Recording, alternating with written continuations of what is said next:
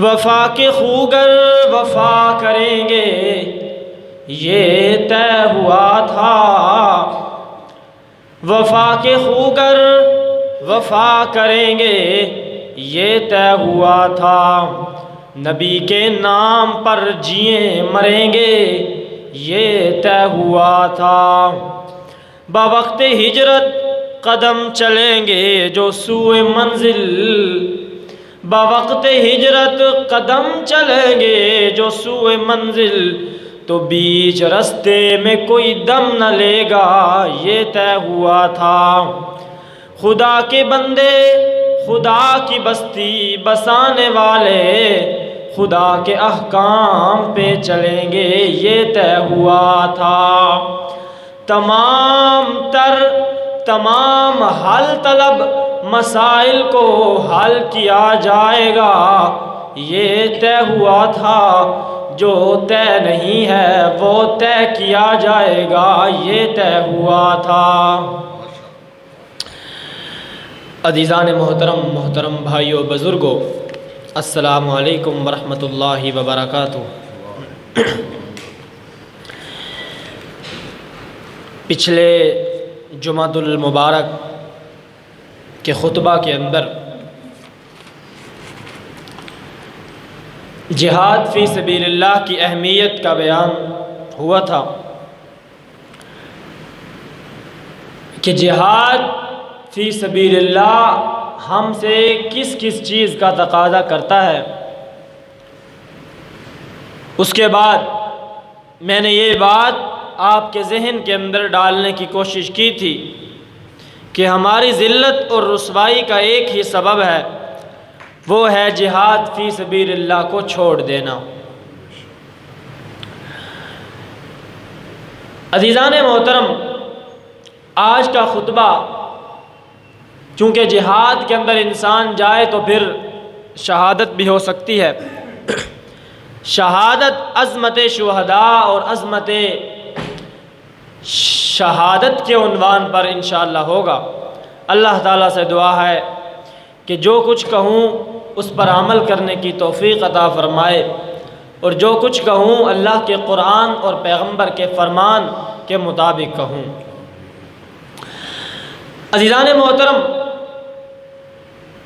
یہ دنیا کا قانون ہے اور اللہ کا بھی قانون ہے کہ رب العالمین کوئی بھی کام بغیر حکمت اور بغیر مقصد کے نہیں فرماتے۔ جو بھی اللہ تبارک و تعالی کام سر انجام دیتے ہیں اس کے پیچھے ایک زندگی کا مقصد انسان کا چھپا ہوتا ہے۔ رب العالمین قرآن کریم کے اندر بہت ساری چیزوں کو گن کر کہتے ہیں لآیات لقوم یعقلون، یہ ساری چیزیں میں نے اس لیے پیدا کی ہیں کہ انسان ان کو دیکھ کر میرے تک رسائی حاصل کرے۔ تو جب وہ ساری چیزیں جو انسان کے مقابلے میں بہت چھوٹی ہیں، بہت کم مرتبہ ہے ان کا، جب رب العالمین نے ان کو بغیر مقصد کے پیدا نہیں کیا تو پھر انسان کو بھی اللہ تبارک و تعالی بغیر مقصد کے پیدا نہیں کرتے۔ اور انسان کا یہ سمجھیے، جس طرح ایک مدرسہ ہوتا ہے، ایک سکول ہوتا ہے، اس کے اندر جب طالب العلم جاتا ہے تو اس کا ایک ہی مقصد ہوتا ہے کہ میں تعلیم حاصل کروں، یہ اس کا مقصد ہے، تعلیم حاصل کرنا۔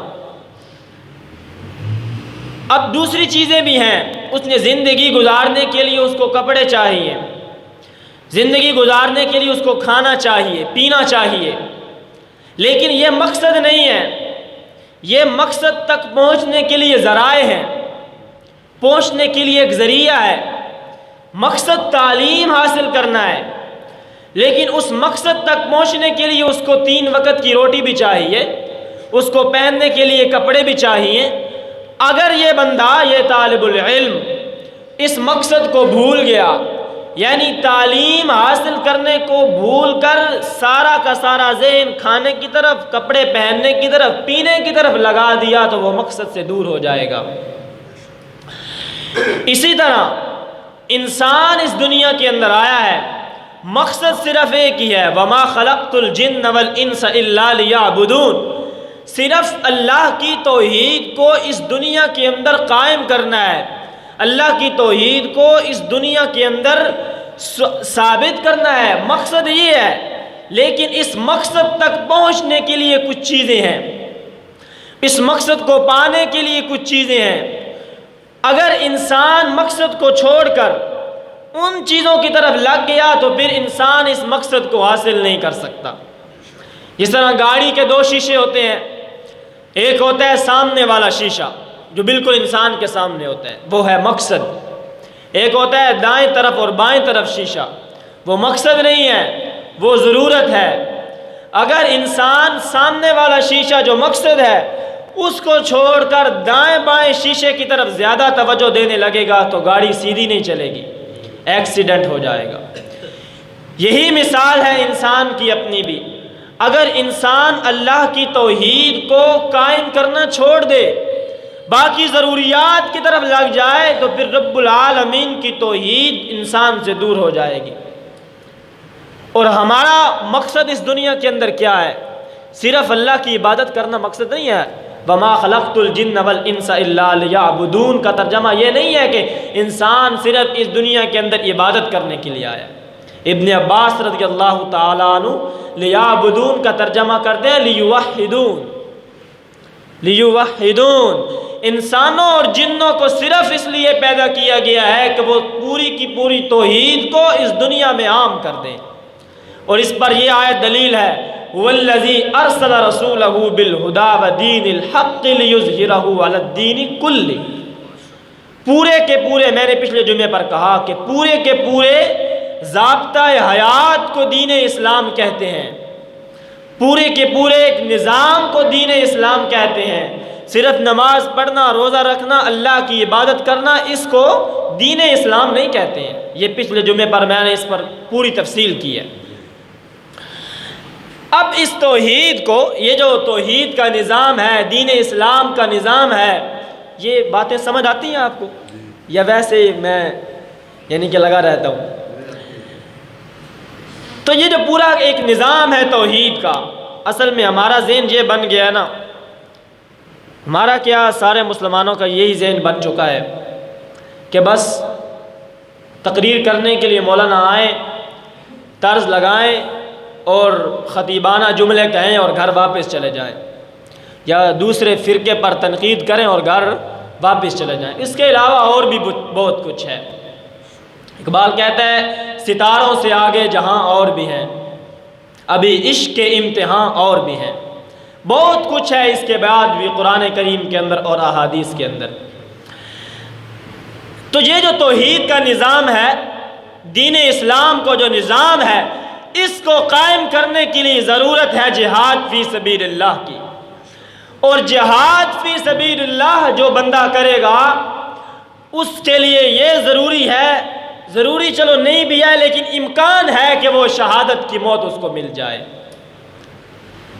جو جہاد کے اندر جائے گا زیادہ امکان اسی چیز کے ہیں کہ وہ شہید ہو جائے گا، کیونکہ وہ اپنی موت کو ہتھیلی پر اٹھا کر جا رہا ہے، سر پہ کفن باندھ کر وہ جہاد کے میدان کے اندر جا رہا ہے۔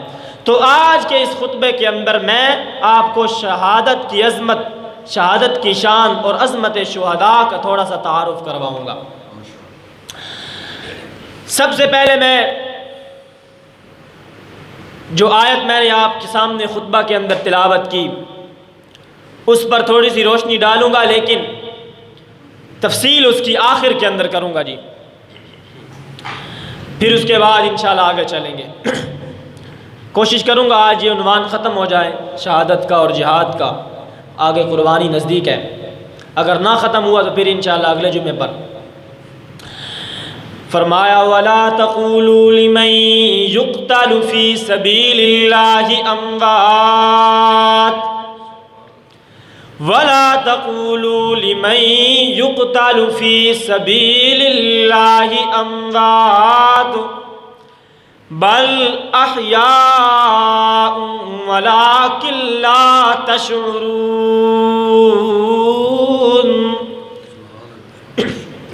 رب العالمین نے فرمایا میرے بندو لا تقولوا لمن یقتل، میرے ان بندوں کو مردہ نہ کہو جو میرے رستے کے اندر زخم کھاتے کھاتے شہید ہو گئے،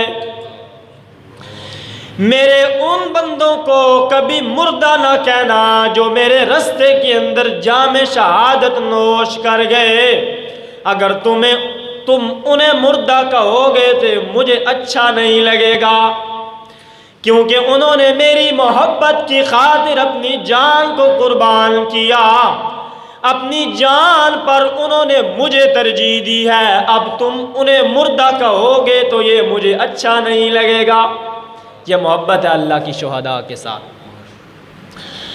لا تقولوا لمن يقتل في سبيل الله اموات بل احیاء ولکن لا تشعرون۔ اللہ اگر ان کو مردہ نہیں کہنا تو پھر کیا کہیں؟ ہم نے ان کو اپنے ہاتھوں کے ساتھ دفنایا ہے، ہم نے ان کو اپنے ہاتھوں کے ساتھ کفنایا ہے، ہم نے ان کو اپنے ہاتھوں کے ساتھ قبر میں اتارا ہے۔ رب العالمین فرماتے ہیں یہ سارے کام تم نے کیے ہیں، لیکن پھر بھی میری محبت کا یہ تقاضا ہے ان کے ساتھ کہ بل احیاء ولکن لا تشعرون، پھر بھی میں رب العالمین تمہیں کہہ رہا ہوں تم انہیں مردہ نہ کہو۔ اس کا مطلب کیا ہے؟ بل احیاء، اس کا مطلب یہ ہے نا کہ شہید زندہ ہے۔ کیا ہے شہید ہو؟ یہ انشاءاللہ میں آخر کے اندر تفصیل کروں گا کہ کیسے زندہ ہیں۔ فی الوقت آپ یہ سمجھیں کہ شہید زندہ ہیں اور ہمیں ان کے زندہ ہونے کا شعور نہیں ہے، جیسا کہ قرآن کریم کے اندر ہے لا تشعرون۔ تین قسم کے شہید، شہیدوں کی تین قسمیں ہیں۔ ایک وہ شہید ہے جو اپنے مال کو اور اپنی جان کو جہاد کے میدان کے اندر لے کر چلتا ہے، لیکن اس کے دل کے اندر یہ تمنا نہیں ہے کہ میں جہاد کرنے کے لیے جا رہا ہوں، یہ بھی تمنا نہیں ہے، اور دوسری یہ بھی تمنا نہیں ہے کہ میں شہید ہو جاؤں گا۔ یہ پہلی قسم ہے شہید کی۔ رب العالمین فرماتے ہیں اگر یہ بندہ شہید ہو گیا تو میں اس کو جنت کا وارث بناؤں گا اور اس کو قیامت والے دن فزع اکبر سے اس کو نجات دلاؤں گا۔ یہ پہلا شہید ہے جو شہادت کی تمنا بھی لے کر نہیں گیا اور جہاد کرنے کی تمنا نہیں لے کر گیا، لیکن میدان جہاد میں گیا ہے۔ اس کے ذہن میں یہ ہے کہ میں مسلمانوں کی تعداد بڑھا رہا ہوں۔ دوسری قسم کا شہید وہ بندہ ہے جو جہاد کے میدان کے اندر گیا اور اپنے مال کو بھی لے کر گیا، اپنی جان کو بھی لے کر گیا، اور ذہن کے اندر دل کے اندر یہ نیت ہے کہ میں اللہ کے راستے میں جہاد کروں گا، اللہ کے راستے میں قتال کروں گا، لیکن دل کے اندر یہ نیت نہیں ہے کہ مجھے شہادت کی موت ملے گی۔ رب العالمین فرماتے ہیں میں اس کی شادی حور عین سے کروں گا اور اس کو حضرت ابراہیم علیہ السلام کے گھٹنوں کے ساتھ بیٹھنے کا موقع عطا کروں گا۔ فی مقعد صدق عند ملیق مقتدر، میں اس کو ایک بہت اچھی بیٹھک عطا کروں گا۔ یہ دوسرے نمبر کا شہید ہے جو جہاد کے میدان میں گیا، جان بھی لے گیا، مال بھی لے گیا اور جہاد بھی کرنے کے لیے گیا، لیکن دل کے اندر شہادت کی تمنا نہیں ہے کہ میں شہید ہو جاؤں گا، امید نہیں ہے۔ تیسرے قسم کا شہید جو اپنا مال بھی لے گیا، اپنی جان بھی لے گیا اور دل کے اندر شہادت کی تمنا بھی لے کر گیا کہ آج میں گھر واپس نہیں آؤں گا، بلکہ میدان جہاد میں اپنی جان کو اللہ کے لیے قربان کروں گا، اللہ کے پیغمبر کے لیے قربان کروں گا۔ رب العالمین کے پاک پیغمبر نے فرمایا، لوگو یہ جو تیسرے قسم کا شہید ہے نا، یہ قیامت والے دن اپنی تلوار کو اپنے کندھے پر رکھ کے آئے گا اور کہے گا ہٹ جاؤ آگے سے، لوگ اس کے آگے سے ہٹتے چلے جائیں گے۔ اللہ کے پیغمبر نے فرمایا، مجھے اس ذات کی قسم جس ذات کی قبضہ قدرت میں محمد کی جان ہے، میں کہتا ہوں کہ اگر یہ انبیاء کو بھی کہے گا نا کہ آگے سے ہٹ جاؤ، تو انبیاء بھی اس کو اپنا راستہ دے دیں گے۔ یہ شہید ہونے والا بندہ تلوار کو اپنے کندھے پر رکھ کے عرش کے نیچے ایک ممبر لگا ہوا ہوگا، اس ممبر پر بیٹھ جائے گا اور اللہ کے نور کی تجلیاں اس کے چہرے پر واضح ہو رہی ہوں گی۔ یہ ہے تیسرے نمبر کا شہید۔ یہ 3 قسم کے بندے ہیں جو شہید ہیں سارے جنتی، سب کو مقام ملا، لیکن یہ تیسرے نمبر کا جو شہید ہے نا، جس نے کہا کہ آج میرے گھر واپس نہیں آنا، شہادت کی موت پا کر ہی آنا ہے، اس کا مرتبہ اللہ کے پیغمبر نے فرمایا بہت زیادہ بلند ہے۔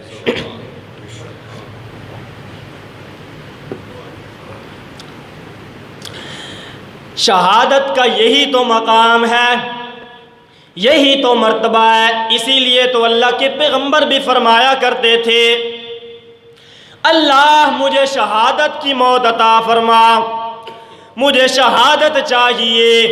اللہ کے پیغمبر کہتے تھے، والذی نفسی بیدہ، مجھے اس ذات کی قسم ہے کہ رب العالمین اگر مجھے شہادت کی موت عطا فرمائے، میں اپنے پروردگار کے ساتھ جا کر ملوں، اللہ مجھ سے پوچھے میرا پیغمبر تیری کوئی اور خواہش ہے تو مجھے بتانا، میں اللہ سے کہوں ثم احیا ثم اقتل، اللہ پھر مجھے زندگی عطا دے، پھر مجھے زندگی دے، میں پھر تیرے رستے کے اندر جام شہادت نوش کر جاؤں، اللہ پھر مجھے زندگی دے، پھر میں اللہ کے رستے میں قتال کروں۔ اللہ کے پیغمبر نے فرمایا، مجھے رب العالمین ان گنت زندگیاں عطا کرے، میں شہادت کو اتنا زیادہ مقام دیتا ہوں کہ میں وہ ساری زندگیاں اللہ کے رستے میں قربان کرتا چلا جاؤں گا۔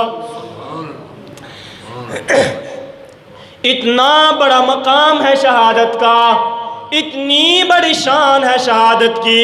فاروق اعظم رضی اللہ تعالیٰ عنہ فرمایا کرتے تھے، اللہ کیا کہتے ہیں؟ کہتے ہیں اللہ اللہم ارزقنی شہادتا فی سبیلک وبلدا فی حبیبک، اللہ مجھے شہادت کی موت دینا اور اپنے محبوب کے شہر کے اندر دینا۔ صحابہ اکرام کہتے ہیں ہم بڑے پریشان ہوتے ہیں، ہم بڑے حیران ہوتے ہیں فاروق اعظم کی یہ دعا سن کر کہ شہادت بھی مانگتے ہیں اور کہتے ہیں مدینہ کے اندر دینا۔ ہم کہتے ہیں اے فاروق اعظم، آپ کو شہادت مدینہ میں کیسے ملے گی؟ شہادت کے لیے تو میدان جہاد میں جانا پڑتا ہے۔ لیکن صحابہ اکرام فرماتے ہیں ہم نے جب دیکھا کہ فاروق اعظم رضی اللہ تعالیٰ عنہ اللہ کے پیغمبر کے مسلح پر شہید ہوئے تو ہم نے اللہ کی رحمت کو دیکھ لیا۔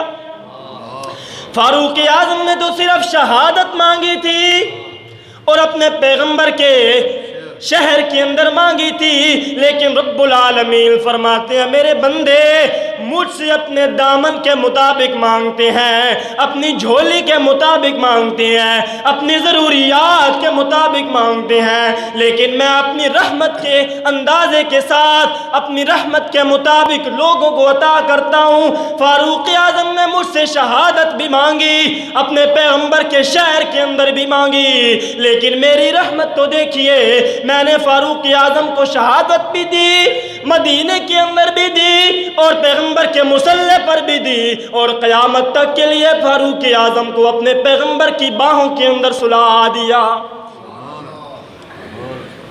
یہ ہے اللہ کی عطا، یہ ہے اللہ کی عطا۔ یہ غازی یہ تیرے پراسرار بندے، یہ غازی یہ تیرے پراسرار بندے، جنہیں تو نے بخشا ہے ذوق خدائی۔ دو نیم ان کی ٹھوکر سے صحرا و دریا، دو نیم ان کی ٹھوکر سے دریا و صحرا، سمٹ کر پہاڑ ان کی ہیبت سے رائی۔ ہاں اقبال کہتا ہے یہ جو غازی ہے نا، جو غازی یہ اگر پہاڑوں کو ٹھوکر مار دے نا تو یوں رائی بن جاتے ہیں پہاڑ، چھوٹی سی رائی نہیں ہوتی اس طرح بن جاتے۔ دو نیم ان کی ٹھوکر سے صحرا و دریا، سمٹ کر پہاڑ ان کی ہیبت سے رائی۔ دو عالم سے کرتی ہے بیگانہ دل کو، دو عالم سے کرتی ہے بیگانہ دل کو، عجب چیز ہے یہ لذت آشنائی۔ شہادت ہے مقصود و مطلوب مومن، نہ مال غنیمت نہ کشور کشائی۔ کیوں شہید ہوتے ہیں لوگ؟ اپنا سب کچھ لٹانے کے لیے کیوں تیار ہیں؟ دو عالم سے کرتی ہے بیگانہ دل کو، عجب چیز ہے یہ لذت آشنائی۔ اقبال کہتا ہے ان لوگوں کو اور کوئی چیز بھی میدان جہاد میں نہیں اتارتی، صرف اللہ کی محبت کے لیے لوگ میدان جہاد میں اتر آتے ہیں، صرف اللہ کی محبت۔ نہ مال غنیمت نہ کشور کشائی، مال غنیمت نہیں چاہیے، بلے بلے نہیں چاہیے، واہ واہ نہیں چاہیے، صرف اللہ کی محبت کے لیے بس۔ یہ اتنا زیادہ مقام۔ اور ایک اور بات بتاؤں آپ کو، اولئک الذین انعم اللہ علیہم من النبیین والصدیقین والشہداء۔ تیسرے نمبر پر 4 لوگوں پر انعام ہونے ہیں نا، کتنے لوگوں پر؟ 4 لوگوں پر، من النبیین، صدیقین، شہداء اور صالحین۔ نبیوں کا مرتبہ تو الگ ہے، ان تک بندہ نہیں پہنچ سکتا۔ دوسرے نمبر پر صدیقین، شہداء اور صالحین۔ صحابہ سارے کے سارے صدیقین ہیں، پھر صحابہ میں سے کچھ وہ ہیں جو شہداء بھی ہیں، پھر کچھ وہ ہیں بلکہ سارے وہ ہیں جو صالحین بھی ہیں۔ یعنی کہ ثابت یہ ہوا کہ پہلے مرتبے کو چھوڑ کر، نبیوں کے مرتبے کو چھوڑ کر، انعام یافتہ 3 قسم کے سارے بندے صحابہ اکرام میں پائے جا رہے ہیں۔ صدیقین بھی پائے جا رہے ہیں، شہید بھی پائے جا رہے ہیں، صلحاء بھی پائے جا رہے ہیں۔ اس کے باوجود اگر کوئی بندہ بکواس کرے صحابہ پر تو ہمارا اس سے کیا گلہ ہے؟ اصل میں جو فرقہ واریت کی لت ہے نا، جو فرقہ واریت کی لعنت ہے، یہ صحابہ کے دشمنوں کے سینوں کے اندر رچ بس گئی ہے۔ اور یہی تو وجہ ہے کہ ہمیں آج ترقی نہیں مل رہی، ہم کامیاب نہیں ہو رہے۔ کیا وجہ ہے؟ فرقہ واریت کا شکار ہے۔ میں یہ غصے کے اندر بات نہیں کہہ رہا ہوں، آپ میری بات کو ذرا سمجھیں۔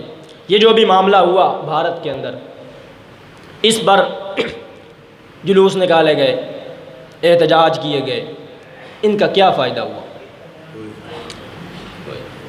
میں اگر ادھر اپنی مسجد میں بیٹھ کر یا گلی میں بیٹھ کر دکانیں بند کر کے احتجاج کروں تو ان کو کیا فائدہ ہے؟ ہر جماعت والے نے اپنا الگ جلوس نکالا جی، شیعوں نے الگ نکالا، بریلویوں نے الگ نکالا، دیوبندیوں نے الگ نکالا، اہل حدیثوں نے الگ نکالا، پھر آگے جماعت والوں نے الگ نکالا۔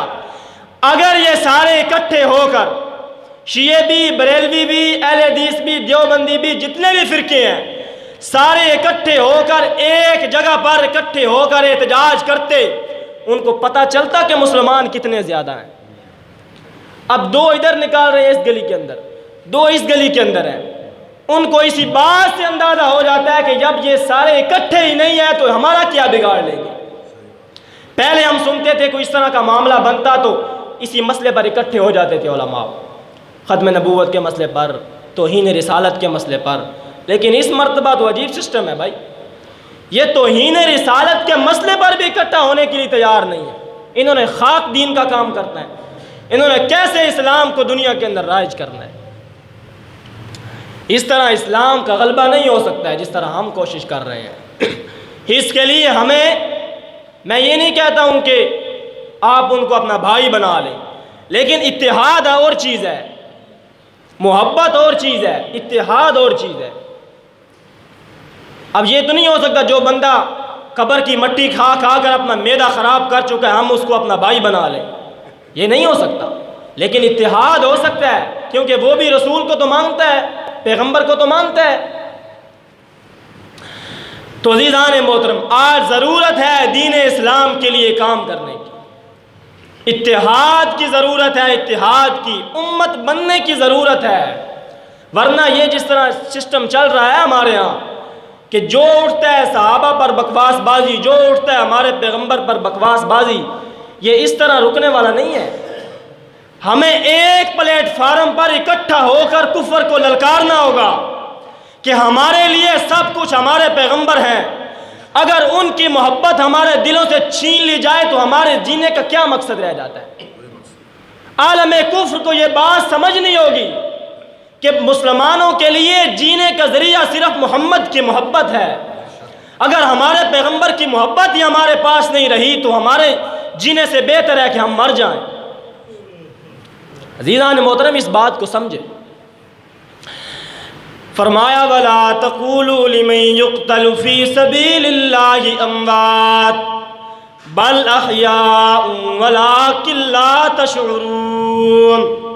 رب العالمین فرماتے ہیں جو لوگ میرے رستے میں شہید ہو گئے ان کو مردہ نہ کہو، بلکہ وہ تو زندہ ہیں۔ کیا ہے شہید؟ کیا ہے؟ ذرا سارے بولیں بھلا کیا ہوتا ہے شہید؟ کیا ہے؟ زندہ ہے۔ کیسے زندہ ہے وہ آگے بتاتا ہوں۔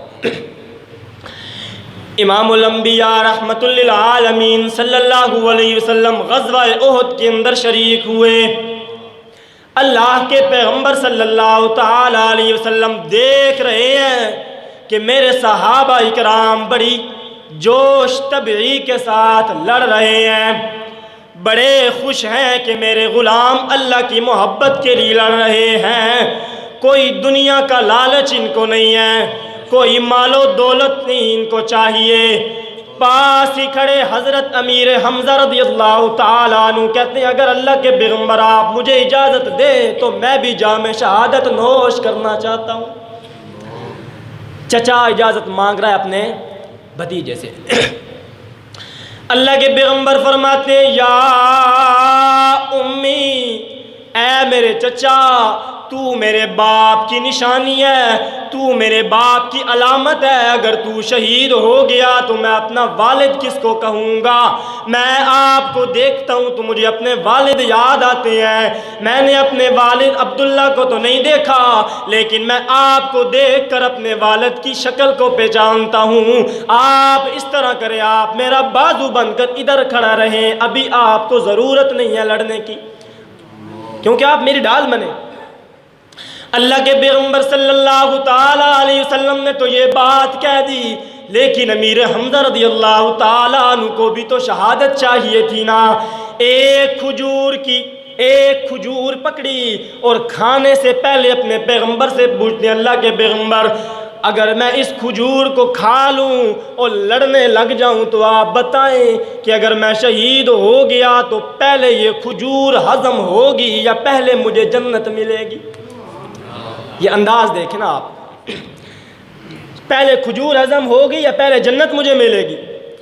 یہ شوق دیکھ کر اللہ کے پیغمبر نے سمجھ لیا کہ میرے چچا کو جنت کی بڑی تمنا ہے۔ اللہ کے پیغمبر نے کہا ٹھیک ہے چچا آپ لڑیے گا۔ حضرت امیر حمزہ رضی اللہ تعالیٰ عنہ، میرے بھائیوں یہ عام بندہ نہیں ہے، یہ چھوٹا موٹا صحابی نہیں ہے، یہ چھوٹا موٹا مسلمان نہیں ہے، یہ وہ انسان ہے جو ہر مشن کے اندر، ہر وظیفے کے اندر، ہر جنگ کے اندر اللہ کے پیغمبر کے یوں سامنے ڈھال بن جاتے تھے۔ جب کفار اللہ کے پیغمبر پر حملہ کرتے تو امیر حمزہ پہلے ان کو مل جاتا تھا۔ حضرت امیر حمزہ رضی اللہ تعالیٰ عنہ احد کے میدان کے اندر لڑ رہے ہیں اور کافروں نے بھی یہ تہیہ کر لیا تھا کہ آج امیر حمزہ کو گھر واپس نہیں جانے دینا۔ حضرت واشی رضی اللہ تعالیٰ عنہ ابھی مسلمان نہیں ہوئے ہیں، انہوں نے دور سے برچھا مارا، حضرت امیر حمزہ کی ناف کے نیچے لگا لگا اور کمر سے پار ہو گیا۔ حضرت امیر حمزہ کی روح پرواز کر گئی، جنگ ختم ہو گئی۔ اللہ کے پیغمبر صلی اللہ تعالیٰ علیہ وسلم لاشوں کو دیکھ رہے ہیں اور کہتے ہیں میرا چچا کہاں گیا، امیر حمزہ کہاں گئے ہیں، میں نے ان کو دیکھنا ہے۔ لیکن ایک صحابی نے دیکھا کہ ایک لاش ہے، اس کے ٹکڑے کیے جا چکے ہیں، اس کا ناک اور کان علیحدہ کیا جا چکا ہے، اس کے جسم کو ٹکڑوں ٹکڑوں میں تقسیم کر دیا گیا ہے۔ وہ کہتا ہے ہو نہ ہو یہ تو امیر حمزہ لگ رہے ہیں۔ اللہ کے پیغمبر کو بلایا گیا، اللہ کے پیغمبر نے آ کر دیکھا وہ تو امیر حمزہ رضی اللہ تعالیٰ عنہ کی میت تھی، امیر حمزہ کی لاش تھی۔ اللہ کے پیغمبر فرماتے ہیں واہ مصیبت آہو، ہائے آج مجھ پر کتنی زیادہ مصیبت آ گئی ہے کہ اس سے پہلے آج تک مجھ پر کوئی مصیبت نہیں آئی کہ میرے چچا کو شہید بھی کر دیا گیا، اور شہید کرنے کے بعد بھی ظالموں نے چھوڑا نہیں ہے بلکہ ان کے ناک اور کان کو علیحدہ کر کے رکھ دیا ہے۔ حضرت زبیر رضی اللہ تعالیٰ عنہ آئے، کہتے ہیں اللہ کے پیغمبر آپ کی پھوپھی صفیہ آئی ہیں اور کہتی ہیں اپنے بھائی کو دیکھنا چاہتی ہیں حمزہ کو، کیا ان کو اجازت ہے؟ اللہ کے پیغمبر نے فرمایا زبیر واپس چلا جا، اپنی والدہ کو کہہ دے کہ تیرے پیغمبر کی اجازت نہیں ہے کہ تو اپنے بھائی کو دیکھے۔ اللہ کے پیغمبر کو یہ خطرہ تھا کہ کہیں حضرت صفیہ صبر کا دامن نہ چھوڑ دیں۔ اسی طرح بس وہ میت کا اسی طرح انہوں نے مسئلہ کر دیا تھا کہ دیکھنا مشکل تھا۔ سرکار دو عالم صلی اللہ علیہ وسلم کے پاس پھر حضرت زبیر آتے ہیں اور کہتے ہیں میری والدہ کہہ رہی ہے کہ میں اپنے بھائی کی میت پر رونے کے لیے نہیں آئی ہوں بلکہ آج میں اپنے بھائی کو مبارکباد دینے کے لیے آئی ہوں کہ تیرا انجام آج کامیاب ہو گیا ہے، آج تو کامیاب ہو گیا۔ اللہ کے پیغمبر نے حضرت صفیہ کو اجازت دی، آ کر انہوں نے انا للہ و انا الیہ راجعون کا کلمہ کہا اور واپس چلی گئیں اور کہتی ہیں آج میرا بھائی کامیاب ہو گیا ہے۔ حضرت صفیہ رضی اللہ تعالیٰ عنہ تو واپس چلی گئیں، لوگ بھی واپس چلے گئے، لیکن امیر حمزہ کا دکھ اللہ کے پیغمبر کی سینے کے اندر موجود تھا۔ اللہ کے پیغمبر اپنے دل کے اندر دبا رہے تھے اور بڑے غمگین رہتے تھے، لیکن ایک موقع ایسا آ گیا کہ جس واشی نے حضرت امیر حمزہ کو شہید کیا تھا اس کے دل کے اندر ایمان کی شمع روشن ہو گئی۔ اب واشی بیٹھ کر خط لکھ رہا ہے، پیغمبر کو کہتا ہے کہ میں اسلام قبول کرنا چاہتا ہوں۔ آپ نے کہا کون ہے تو؟ کہتا ہے واشی۔ اللہ کے پیغمبر نے فرمایا کون واشی؟ صحابہ اکرام نے بتایا اللہ کے پیغمبر یہ وہ بندہ ہے جس نے آپ کے چچا حضرت امیر حمزہ کو شہید کیا تھا۔ اللہ کے پیغمبر کی آنکھوں سے آنسو آ گئے اور کہتے ہیں لوگوں مجھے مت بتاؤ کہ میرے چچا کو اس واشی نے قتل کیا تھا، مجھے بات بتاؤ، کیونکہ اگر میں یہ چاہتا ہوں کہ یہ میرا صحابی بن جائے اور ایمان لے کر آ جائے۔ لیکن واشی کی بھی تو دانش مندی دیکھیے، کہتے ہیں اللہ کے پیغمبر میں ایمان تو لانا چاہتا ہوں لیکن میں دیکھتا ہوں کہ آپ کے اسلام کے اندر قانون بڑے سخت ہیں۔ آپ کا قرآن کہتا ہے من قتل متعمدا فجزاؤہ جہنم خالدا فیہا۔ اللہ کے پیغمبر آپ کے اسلام کا قانون ہے کہ اگر کسی نے کسی مسلمان کو جان بوجھ کر قتل کر دیا تو وہ جہنم کے اندر ہمیشہ ہمیشہ کے لیے رہے گا۔ اگر میں ایمان بھی لے کر آ جاؤں اس کے باوجود جہنم کی آگ کا ایندھن بن جاؤں تو ایمان لانے کا فائدہ کیا ہے؟ پھر ایمان لانے کا فائدہ کیا؟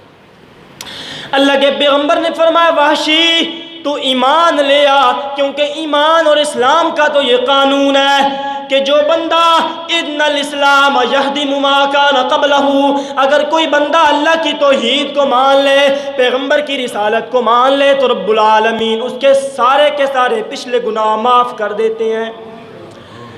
ایمان لے آ۔ لیکن پھر کہتا ہے اللہ کے پیغمبر آپ کے اسلام کا ایک اور قانون ہے کہ جو بندہ اسلام لے آیا، ایمان لے آیا، پھر اس کے بعد اچھے عمل نہ کر سکا، وہ بھی جہنم میں جائے گا۔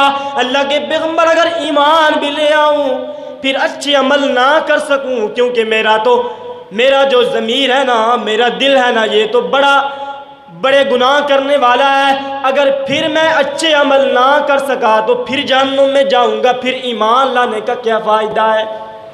یہ دانش مندی دیکھی نا اس کی۔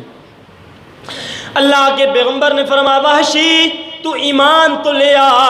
رب العالمین نے فرمایا ہے کہ یا عبادی الذین اسرفوا علی انفسہم لا تقنطوا من رحمت اللہ۔ اگر کوئی بندہ ایمان لے آئے پھر اس سے گناہ سرزد ہو جائے، سچے دل کے ساتھ اگر اللہ کے سامنے رونے لگ جائے تو رب العالمین فرماتے ان اللہ یغفر الذنوب جمیعا، رب العالمین اس کے سارے گناہوں کو معاف کر دیتے ہیں۔ ایمان تو لے آ۔ حضرت وحشی رضی اللہ تعالیٰ عنہ ایمان لے آئے۔ اللہ کے پیغمبر فرماتے ہیں وحشی مجھے بتا تو صحیح تو نے میرے چچا کو کیسے قتل کیا تھا؟ کیسے تو نے میرے اتنے بہادر چچا کو قتل کر لیا؟ کیسے شہید کر لیا تو نے میرے چچا کو؟ حضرت وحشی فرماتے ہیں اللہ کے پیغمبر وہ ویسے تو بڑا بہادر انسان تھا، لیکن میں نے دور سے کھڑا ہو کر برچھا مارا تھا، نزدیک جا کر نہیں لڑ سکا، نزدیک جا کر میں بھی نہیں لڑ سکتا تھا۔ اللہ کے پیغمبر صلی اللہ تعالیٰ علیہ وسلم فرماتے ہیں وحشی تو ایمان تو لے آیا ہے، تو اسلام تو قبول کر چکا ہے، لیکن ایک میرا حکم ہے، مان لے کہ جب بھی تو میرے مسجد کے اندر آئے تو میری آنکھوں کے سامنے نہ بیٹھنا بلکہ میری کمر کے پیچھے بیٹھنا۔ اگر میں تجھے دیکھوں گا تو مجھے اپنے شہید چچا یاد آ جائیں گے اور مجھ محمد سے وہ برداشت نہیں ہوتا، مجھ سے نہیں برداشت ہوتا۔ اب حضرت وحشی ایمان تو لے آئے، اللہ کے پیغمبر ان سے محبت بھی بڑی کرتے ہیں، لیکن حضرت وحشی کے اندر ایک تمنا ہے، ایک دل کے اندر خواہش ہے کہ میں کوئی ایسا کام کر جاؤں کہ اللہ کے پیغمبر خوش ہو جائیں اور میرا وہ والا بدلہ پورا ہو جائے جو میں نے اللہ کے پیغمبر کے چچا کو شہید کیا تھا۔ اللہ کے پیغمبر کے وفات ہو گئی، صدیق اکبر رضی اللہ تعالیٰ عنہ کا زمانہ آ گیا، مسیلمہ کذاب لعنت اللہ علیہ اس نے نبوت کا دعویٰ کر دیا، اس کے خلاف جنگ یمامہ ہو گئی۔ حضرت وحشی تلوار لے کر، برچھا لے کر، خنجر لے کر اس کے پیچھے چل رہا ہے کہ میں اس مسیلمہ کذاب کو قتل کر کے بدلہ چکاؤں گا۔ ایک موقع مل گیا، حضرت وحشی نے دیکھا کہ مسیلمہ اکیلا ہو گیا، جا کر اس کی گردن کو قلم کر دیا اور بھاگ کر اس کا سر صدیق اکبر کے پاس لے آئے اور کہتے ہیں صدیق اکبر آج میں نے امیر حمزہ کا بدلہ لے لیا ہے، جو مجھ سے غلطی ہوئی تھی آج میں نے اس کو دھو دیا، پیغمبر کا سب سے بڑا دشمن میں نے اس کو قتل کر دیا۔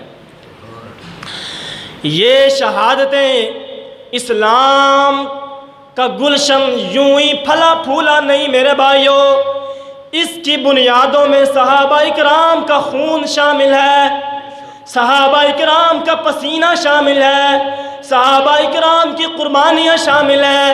اگر آج بھی ہم اسلام کو بلندی دینا چاہتے ہیں تو ہمیں اپنے خون کی قربانی دینی ہوگی، اپنے جذبات کی قربانی دینی ہوگی۔ اقبال کہتا ہے بخت مسلم ایک مدت تجھ کو سوتے ہو گئی، بخت مسلم ایک مدت تجھ کے سوتے ہو گئی، ہو رہی ہے وہ اذاں اٹھ دولت بیدار بن، ہو رہی ہے وہ اذاں اٹھ دولت بیدار بن، پاؤں مسلے دے رہے ہیں تیری ایک ایک پنکھڑی، پاؤں مسلے دے رہے ہیں تیری ایک ایک پنکھڑی، یہودیوں کے پاؤں، ہندوؤں کے پاؤں، عیسائیوں کے پاؤں ہماری ایک ایک پنکھڑی کو مسخ کر رہے ہیں، ہماری بچیوں کو زندہ درگور کر رہے ہیں، ہماری بہنوں کی عزتیں نیلام کر رہے ہیں، پاؤں مسلے دے رہے ہیں تیری ایک ایک پنکھڑی پھول بننا بعد میں، اس وقت نوکے خار بن. پھول بعد میں بننا، اس وقت کانٹا بن، کانٹا. پھول بننا بعد میں، اس وقت نوکے خار بن. چل رہی ہے آندیاں، چل رہی ہیں آندیاں، طوفان ایک آنے کو ہے. چل رہی ہیں آندیاں، یورپ سے چلتی ہیں نا آندیاں، بھارت سے چلتی ہیں نا آندیاں، اور کفر، عالم کفر سے آندیاں چل رہی ہیں مسلمانوں کی طرف، اور طوفان آنے کو ہے. اقبال کہتا ہے چل رہی ہیں آندیاں، طوفان ایک آنے کو ہے. چیختے ہیں ذرے ذرے، کوہ بن کوثار بن. ذرہ ذرہ کہہ رہا ہے پہاڑ بن، کوثار بن، دریا بن، سمندر بن. چیختے ہیں ذرے ذرے، کوہ بن کوثار بن. پھر تجھے کرنی ہے ایک بار جہاں کی رہبری، پھر تجھے کرنی ہے، پھر تجھے کرنی ہے جہاں کی رہبری. اور کچھ بن نہ بن لیکن خوددار بن. اور کچھ بن یا نہ بن، خوددار تو بن. غلامی کیوں قبول کرتا ہے یورپ کی؟ غلامی قبول کیوں کرتا ہے؟ ہمارے وزیر اعظم صاحب یہ نعرہ لگاتے ہیں نا کہ غلامی قبول نہیں کرو، لیکن آج لگا رہے ہیں. جب اقتدار میں تھے اس وقت نہیں لگاتے تھے. اس وقت تھا یہ نعرہ لگانے کا. سیاست کی بات نہیں کر رہا ہوں، حقیقت بتا رہا ہوں. ان لوگوں کے پاس اب یہ دوسری پارٹی کے پاس اقتدار آیا ہے، وہ غلامی کا نعرہ نہیں لگا رہے کہ غلامی قبول نہیں کرو. جب ان کا اقتدار ختم ہوگا پھر وہ یہ نعرہ لگائیں کہ اب غلامی قبول نہیں کرو. تو عزیزان محترم، ٹھیک ہے جہاد میں آپ نہیں جا سکتے، میں بھی نہیں جا سکتا، ہمارے پاس وہ وسائل نہیں، لیکن اپنے آپ کو تو درست کر سکتے ہیں نا، اپنے آپ کو تو چینج کر سکتے ہیں نا، تبدیل کر سکتے ہیں، اپنے آپ کے اندر انقلاب لا سکتے ہیں نا. اگر ہم اپنے آپ کے اندر بھی انقلاب نہیں لا سکتے تو پھر تو ہم سے پوچھ ہونی چاہیے یا نہیں ہونی چاہیے؟ بولیے. نہیں نہ بولتے.